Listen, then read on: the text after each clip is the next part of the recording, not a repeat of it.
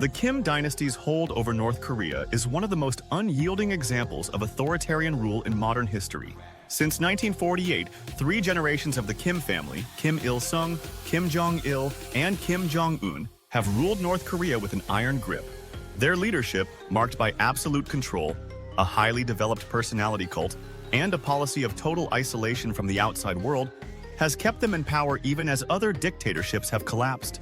But how have the Kims managed to maintain control over the country for so long? This story is about more than just one family. It involves the deliberate creation of a society built on fear, propaganda, and the relentless suppression of dissent. 1. The personality cult and state ideology. At the heart of the Kims' enduring power is the personality cult that began with Kim Il-sung, the founder of North Korea. As early as the 1950s, Kim Il-sung began building an image of himself as a revolutionary hero and great leader who liberated the Korean people from imperialism and guided them toward a socialist utopia. This legacy was further developed into the concept of juche, an ideology of self-reliance that emphasized North Korea's independence from foreign influence. Juche ideology became deeply interwoven with Kim Il-sung's leadership and legacy, making loyalty to him and his family an essential part of North Korean identity. The personality cult grew even more elaborate under Kim Jong-il and later Kim Jong-un. Through state propaganda, the Kims are portrayed as almost divine figures, with Kim Jong-il and Kim Jong-un depicted as omniscient and benevolent leaders who embody the ideals of the North Korean people. This cult-like reverence is reinforced in daily life. Every household has portraits of the Kims, and citizens are required to participate in ceremonies venerating the leaders. The effect is a society where loyalty to the Kim family is not only encouraged, but required for survival. 2. Control over information and isolation. One of the most effective ways the Kim dynasty has stayed in power is by controlling information within North Korea. The regime has cut off virtually all access to outside media, creating a closed society where the state narrative is the only narrative. Television, radio, newspapers, and the internet are heavily restricted, with North Korean citizens only able to access state-approved content that glorifies the Kims and denigrates foreign countries, especially the United States and South Korea. This isolation from the outside world means that North Koreans have little to no frame of reference for life outside their country, reinforcing the belief that North Korea is the best, if not the only legitimate state in the world. The regime has also restricted movement within North Korea, with checkpoints between provinces and a lack of basic infrastructure making it difficult for people to travel or communicate freely. This internal isolation further reinforces the regime's control, as citizens have little opportunity to organize or spread dissent. 3. Military loyalty and the Jong-un policy. Another key factor in the Kims' hold on power is the loyalty of the North Korean military. The Kim dynasty has cultivated a close relationship with the military, making it one of the most powerful institutions in North Korean society. Kim Jong-il formalized this relationship through the policy of Jong-un, or military first, which prioritized military funding and influence over other aspects of government and society. The Jong-un policy ensures that the military is well-resourced, with soldiers enjoying privileges that ordinary citizens do not. In return, the military is expected to be fiercely loyal to the Kims. This close relationship has been instrumental in suppressing dissent and enforcing the regime's rule.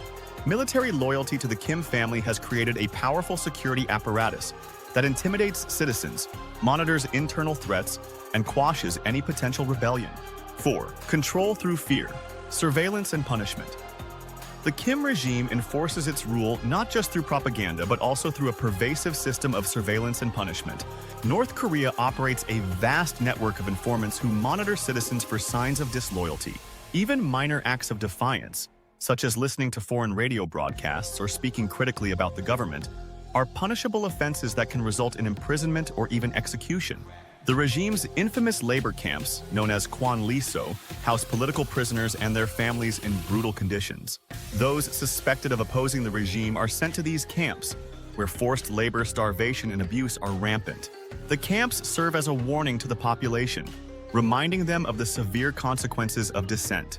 The 3 generations of punishment rule, which dictates that the children and grandchildren of political prisoners also face punishment, creates a culture of fear that deters rebellion. 5. Manipulating the economy. The role of the black market. Despite the official adherence to juche and a state-controlled economy, North Korea has, over the years, allowed a limited black market to operate. During the 1990s famine, the government loosened some economic restrictions, enabling an informal economy to develop. This black market, known as the Jangmadang, has become an essential part of life for many North Koreans, providing access to food and goods that the state cannot supply. The Kim regime has allowed this black market to continue because it helps alleviate some of the economic hardship without undermining the state's control. The Jangmadang is closely monitored, and while it provides economic relief, it also reinforces dependence on the regime, as the state still controls major resources and retains the power to crack down on any activities it deems a threat. 6. Strategic diplomacy and nuclear deterrence. Internationally, the Kim dynasty has used diplomacy and military threats to secure its position. By pursuing nuclear weapons, the regime has created a powerful deterrent against foreign intervention. The international community is wary of taking any actions that could destabilize North Korea, fearing the potential consequences of a nuclear conflict. This nuclear deterrence, combined with strategic diplomacy, has allowed the Kim regime to maintain its sovereignty, secure international aid, and deter external threats. So, is this a regime built to last? The Kims have stayed in power through a unique combination of personality cult, control over information, military loyalty, surveillance, economic manipulation, and strategic diplomacy. The Kim dynasty has crafted a society where loyalty to the leader is paramount, dissent is met with severe punishment, and isolation from the outside world reinforces the regime's narrative. Despite these tactics, there are cracks in North Korea's system. Economic hardship, a growing black market, and limited exposure to foreign information have created potential sources of unrest. While the Kim dynasty has been able to maintain control so far, the future remains uncertain.